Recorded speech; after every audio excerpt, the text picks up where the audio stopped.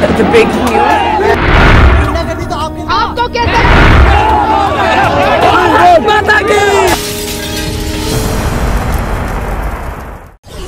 आपको इस देश के संविधान पर यकीन नहीं है कि मिलेगा? भारत के किसी भी व्यक्ति का भारत का जो आप तो संविधान कहते हैं वो भला नहीं कर सकता।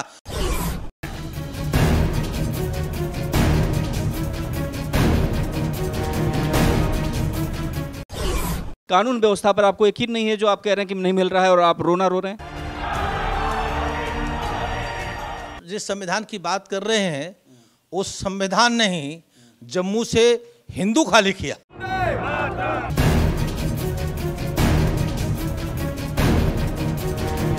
एक एक मुसलमान को पाकिस्तान भेजना चाहिए।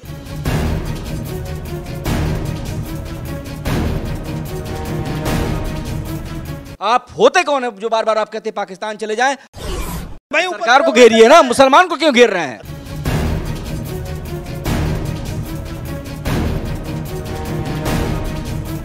सिविल कानून अंग्रेजों के हैं। आप किसको पास संविधान भारत का संविधान कह रहे हैं? ये वास्तव में भारत का संविधान नहीं है, भारत के साथ छलावा है, धोखा है। इस देश ने आप होते कौन है? पहली बात तो यह है कि आप होते कौन है इस संविधान को चैलेंज करने वाले? The big news. आपको कैसे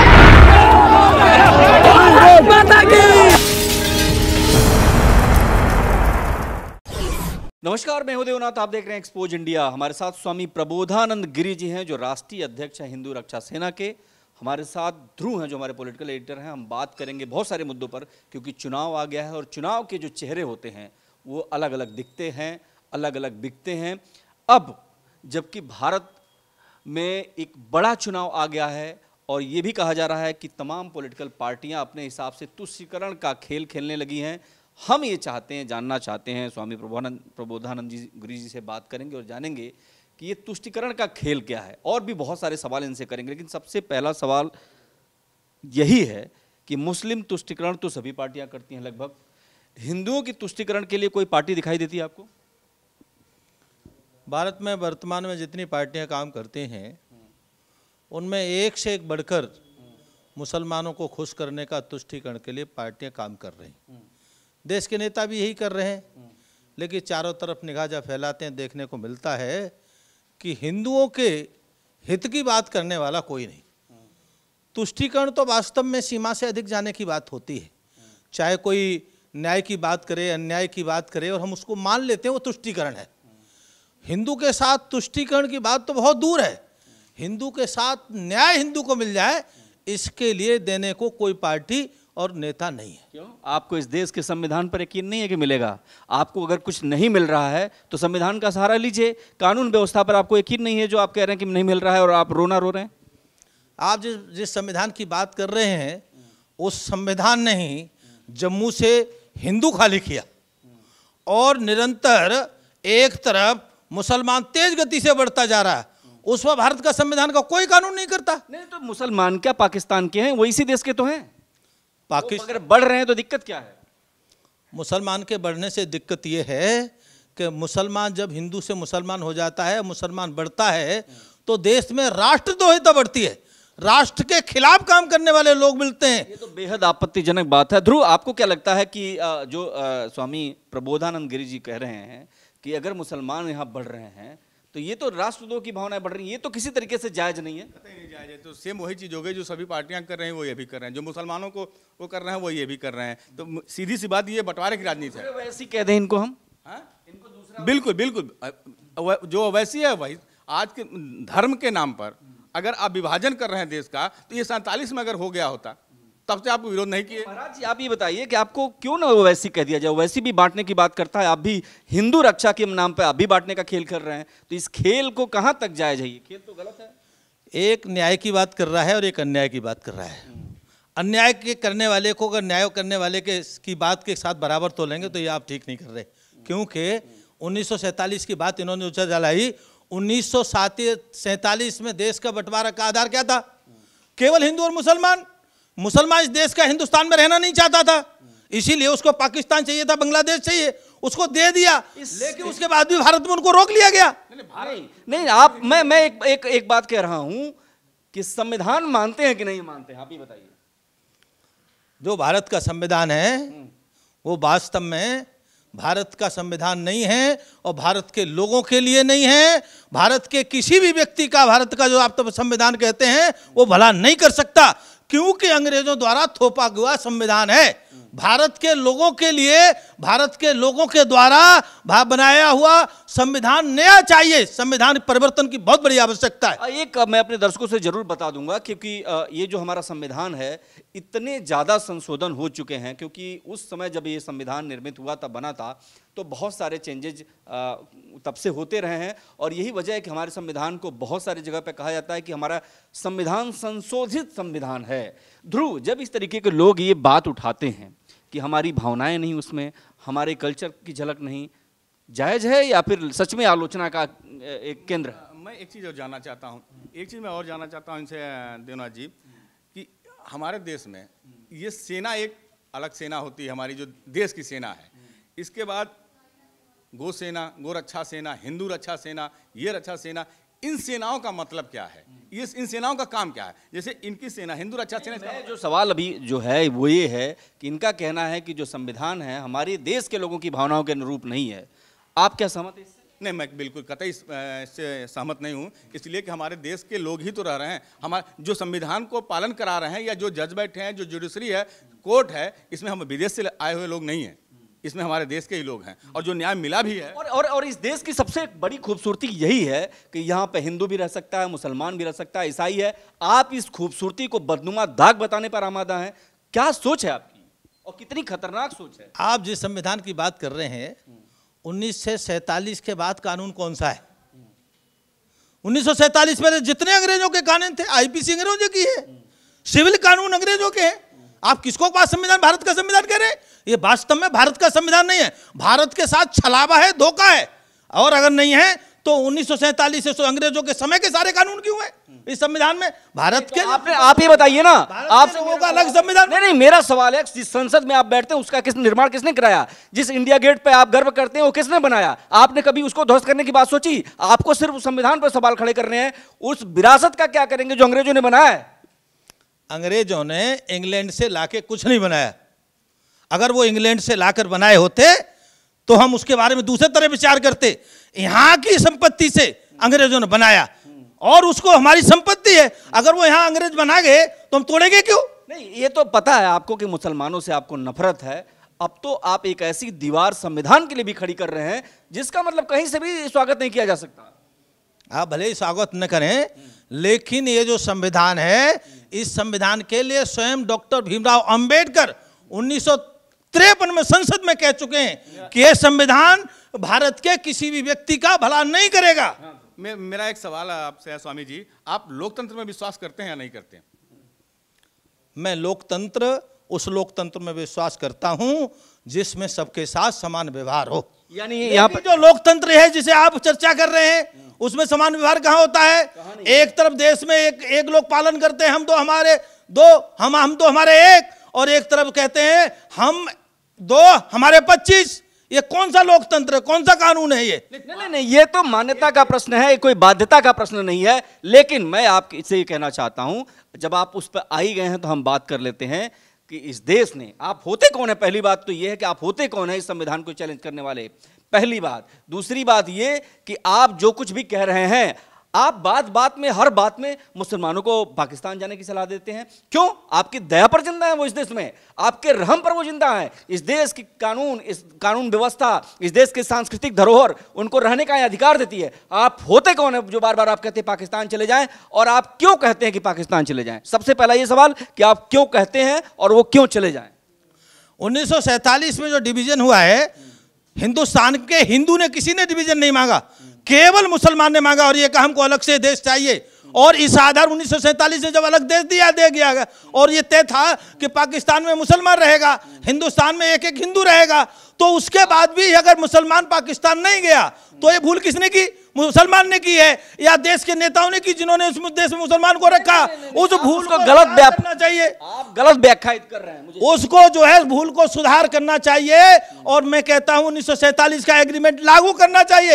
एक एक मुसलमान को पाकिस्तान भेजना चाहिए और पाकिस्तान में रहने वाले एक एक हिंदू को हिंदुस्तान लाना चाहिए। ये जो चाहिए शब्द आप बोल रहे हैं ना, आपके हिसाब से तो देश टूट जाएगा। जहां कश्मीर से लेकर के कन्याकुमारी तक जो हमारा विशाल देश है, उस पर तो आप सीधे सीधे कहीं ना कहीं तरीके से उसको तोड़ना चाहते हैं। आप देश तोड़ना चाहते हैं, देश की सांस्कृतिक समृद्धता को तोड़ना चाहते हैं, आप देश की अखंडता को तोड़ना चाहते हैं। आप बात बात में पाकिस्तान भेज देंगे, क्यों जाएंगे? इस देश ने उसको राइट दिया है, आप होते कौन है उनको खदेड़ने वाले? 1947 का जो एग्रीमेंट है, बंटवारे का आधार है, दो भाइयों में बंटवारा होता है।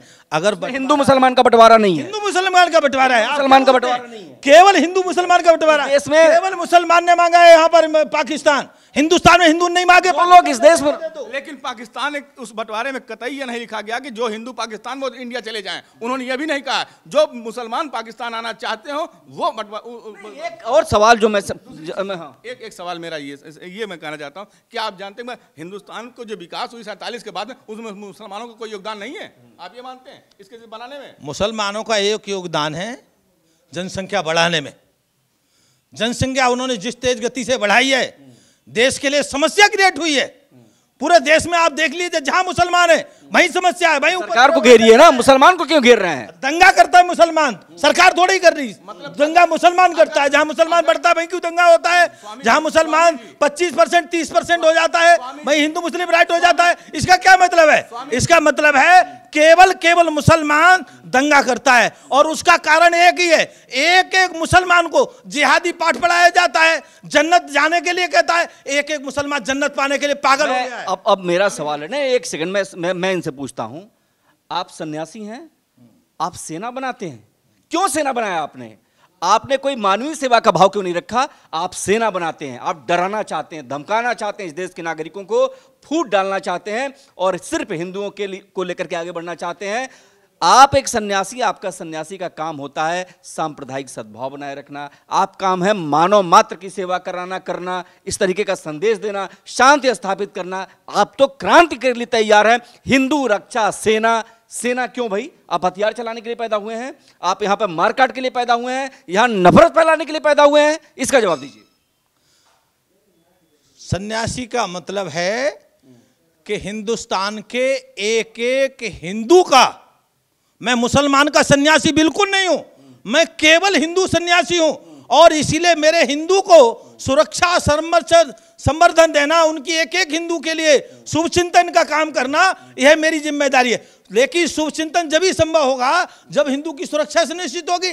आज देश में हिंदुस्तान हिंदू का देश होने के बाद भी उसकी सुरक्षा की किसी को चिंता नहीं है। जो मेन प्रश्न है, आप जो आपकी भ्रांति है, जिसके साथ आप जी रहे हैं, जिसके साथ आगे बढ़ रहे हैं कि ये हिंदुओं का देश है, ये हिंदुओं का देश नहीं है, ये सबका देश है। एक एक इंच पर सभी धर्मों के धर्मावलंबियों का हक है। आप सिर्फ हिंदुओं की बात जब करते हैं तो यही बांटते हैं। लेकिन मेरा सवाल ये है कि आप ये कहते हैं कि ये हिंदुओं का देश है, प्रधानमंत्री मोदी हैं, आप क्या कहा? आपने कोई मांग करी उनसे कि पाकिस्तान खदेड़ दो मुसलमानों को? मोदी भी नेता है और आपको ध्यान होना चाहिए, मोदी चुनाव के दौरान गोल टोपी नहीं पहनते थे, उनको गोल टोपी पहनने में आपत्ति थी। चुनाव के दौरान कहते थे मैं श्वेत क्रांति लाऊंगा, गुलाबी क्रांति बंद कर दूंगा। और आज नेता तो गिरगिट बाद में रंग बदलती है, नेता पहले रंग बदलने लगते हैं। आज वह सारे काम वो करते हैं जैसे मुसलमान खुश हो, हिंदू को उनको भी चिंता नहीं है। अगर हिंदू की चिंता होती तो उनको देश का प्रधानमंत्री हिंदू के वोट से बने। एक एक हिंदू ने आगे बढ़कर के वोट दिया, मुसलमान ने उस समय वोट नहीं दिया उनको। अगर उनको रंग नेतागिरी तो आप भी कर रहे हैं, ये नेतागिरी ही तो है जिसमें आप कहते हैं कि सिर्फ हिंदुओं के हैं आप, उनके नहीं है। तो ये भी तो एक पक्ष की नेतागिरी हुई ना, ये नेतागिरी से कम क्या है? ये नेतागिरी का विषय सन्यासीपन नहीं है, ये सन्यासीपन नहीं है, इसको कहते हैं शुद्ध रूप से ठेठ नेतागिरी। और आप भी वही कर रहे हैं। और अब आप, मुझे लगता है कि आपको पीएम का दावेदार बन जाना चाहिए। इस देश की हिंदू जनता ही आपको हरा देगी, आप कुछ नहीं कर पाएंगे। जिनके लिए आप लड़ाई लड़ रहे हैं वही आपको सहयोग नहीं करेंगे, क्योंकि वे सही और गलत का भेद समझते हैं। मुझे जीतने और हारने की चिंता नहीं है, मुझे केवल ये चिंता है कि जिस हिंदू धर्म में मेरा जन्म हुआ है और ये हिंदू संस्कृति अनादिकाल से, उसके बाद संप्रदाय आए। हिंदू संस्कृति का कोई समय निश्चित नहीं है। इसकी अपार जनसंख्या करेंगे तो जनसंख्या गणना करना मुश्किल हो जाएगा। एक बताइए, जो सदियों से सनातन धर्म हमारा चला आया है, सदियों से हमारी सांस्कृतिक विरासत बहुत ज्यादा समृद्ध रही है, अब आपको कुछ मुसलमानों से डर लगने लगा है कि वो आपकी संस्कृति पर प्रहार कर देंगे, आपकी संस्कृति को खत्म कर देंगे। मुट्ठी भर लोगों से आपको डर लगने लगा, आप डरपोक हैं। आपको ज्ञान की कमी है और इसलिए ज्ञान बताता हूं आपको।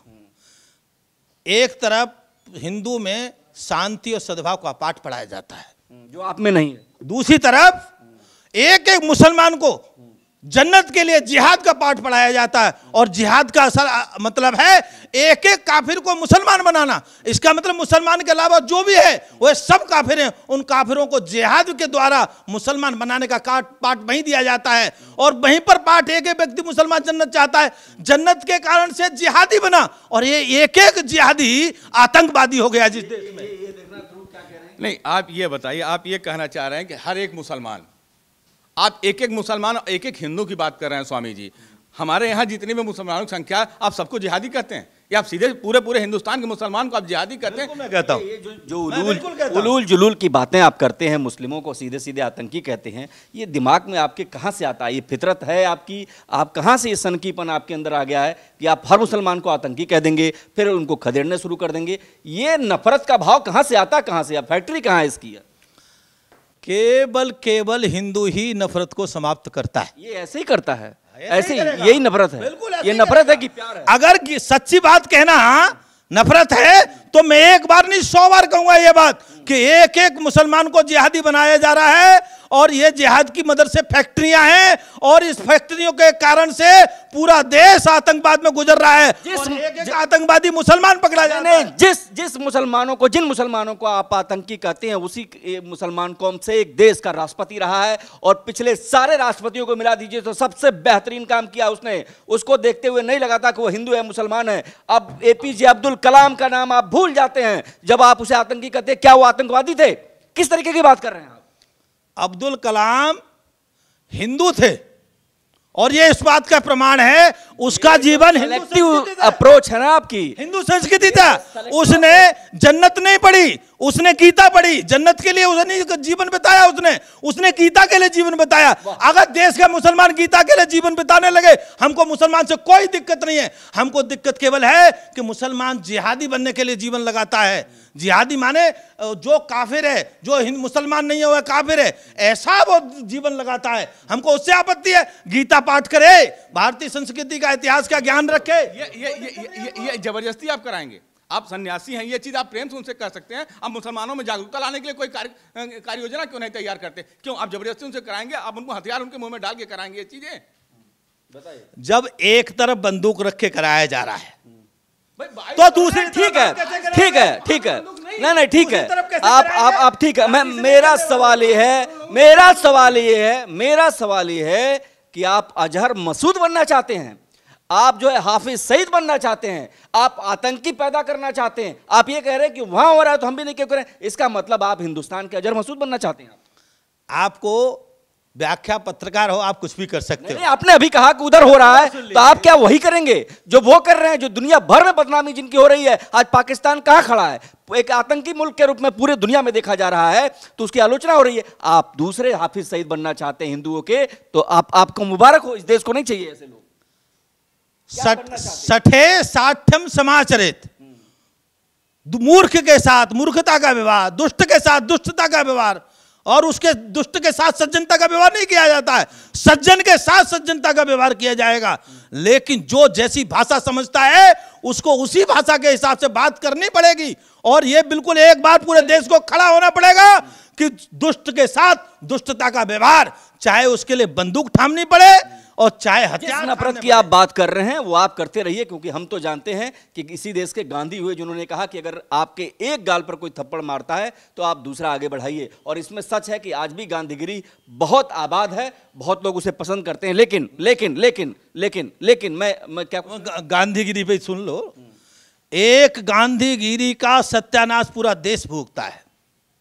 पूरा देश भोग रहा है आज। सच है ये, अब लग रहा है एक गांधीगिरी के कारण, अगर गांधीगिरी ना होती इस देश में तो देश में बहुत अच्छी व्यवस्था होती, क्योंकि देश का नियम है पहले क्रांति, जब क्रांति बिना शांति नहीं आती, पहले क्रांति होती है उसके बाद शांति आती है। आप राष्ट्रपिता को नहीं मानते, आप संविधान नहीं मानते, आप भारत का लोकतंत्र नहीं मानते, तो आप भारत में मानते क्या हैं? माने आप तय करेंगे कि राष्ट्रपिता वो हमारे हैं, आप तय करेंगे राष्ट्रपिता वो कैसे हो गए? राष्ट्रपिता कैसे हो गए? राष्ट्रपिता कोई हो ही नहीं सकता इस देश। गांधी को चाह कर भी नहीं मार सकते। गांधी एक विचार है जो हर हिंदुस्तान में, हर हिंदुस्तानी के मन में है। राष्ट्रपिता हो गया महात्मा गांधी, कैसे राष्ट्रपिता हो गया? ठीक है, एक पॉलिटिकल सवाल करते हैं। पॉलिटिकल सवाल इसलिए बहुत जरूरी है क्योंकि एन केन प्रकार आप लोगों की जो इच्छा होती है वो इलेक्शन पर आके अटक जाती है। आप जब भी मंदिर की मांग करते हैं तो आपका मकसद नहीं होता कि मंदिर बने या ना बने, आपकी मंशा होती है आपकी राजनीति चमक जाए, आपको लोग जान जाए, इस तरीके से आप लोग करते रहते हैं। खैर, लेकिन मैं आपसे सवाल करता हूं कि भारत का भविष्य, अब 2019 का इलेक्शन है और यहां पर तमाम पॉलिटिकल पार्टियां अपने अपने हिसाब से खम ठोक रही हैं। मेरा सवाल यह है कि भारत का भविष्य किस में सुरक्षित है? राहुल गांधी में, नरेंद्र मोदी में, अखिलेश यादव में, मायावती में, या फिर ममता बनर्जी में? वर्तमान जो पूरी स्थिति है वह स्थिति है, एक तरफ पूरे राष्ट्रद्रोही लोग खड़े और दूसरे तरफ एक राष्ट्रवादी चिंतन लेकर व्यक्ति खड़ा है, राष्ट्र के लिए युद्ध कर रहा है, पाकिस्तान में घुसकर के एक व्यक्ति मारता है और सारे देश के नेता उसके खिलाफ खड़े होते हैं। अगर उसको शाबाशी न दें तो कम से कम उसके बहादुरी का किए हुए काम, आतंकवादियों को जाकर के सीमा से बाहर खदेड़ना, आज तक के किसी प्रधानमंत्री ने यह काम नहीं किया, केवल एक नरेंद्र भाई मोदी ने किया। वास्तव में उसका पूरे देश के नेताओं को पार्टी छोड़ करके स्वागत करना चाहिए, लेकिन केवल मुसलमानों को, मुसलमान खुश करने के लिए, नेताओं को तुष्टीकरण के लिए मोदी के खिलाफ काम करते हैं। तो मेरा मानना तो केवल यह है कि केवल मोदी ही इस समय देश में ऐसा नेता है जिसके हाथ में देश की सुरक्षा संभव। राहुल को भी देशद्रोही मानते होंगे आप, अखिलेश को भी इस देश का नहीं मानते होंगे आप, ममता बनर्जी को भी देशद्रोही मानते होंगे। कारण क्या कि आपकी सोच तो वही है ना कि जो मुस्लिमों के हित की बात कर दे वहां पर समस्या आपको। थोड़ी देर पहले स्वामी जी ने कहा कि नरेंद्र मोदी भी पलटी मारने वाले हैं। टोपी तो उन्होंने नहीं पहना था, अब तो वो मस्जिद भी जा रहे हैं। अब क्या मस्जिद भी जा रहे हैं, अब इसके बाद भी आप कह रहे हैं वो तारीफ के लायक है, उनको एक तरफ खड़े हैं, वो राष्ट्रवादी हैं। देखो, राष्ट्र के विषय को लेकर के व्यक्तिगत भावनाओं को दबाना पड़ता है। तो भावनाएं हैं ही नहीं आपके अंदर। राष्ट्र की भावना यह है को आप मानते नहीं। पहली बार पहला प्रधानमंत्री ने जाकर के पाकिस्तान को घुस के जवाब दिया है। ये वास्तव में सम्मान। गांधी का नाम सुना है आपने? हाँ, सुना है। इंदिरा गांधी का। कौन थी? इन्होंने नहीं कुछ किया। इंदिरा गांधी ने एक नहीं मारा घुस करके। पाकिस्तान में घुस के एक मरवाया हो तो बता दो। इंदिरा गांधी ने कभी ऐसा नहीं किया काम। युद्ध हुए, समझे ना? बताइए, जानकारी दीजिए। नहीं, इंदिरा गांधी ने दो पाकिस्तान बना दिया और आप कह रहे हैं कि उन्होंने कुछ नहीं किया।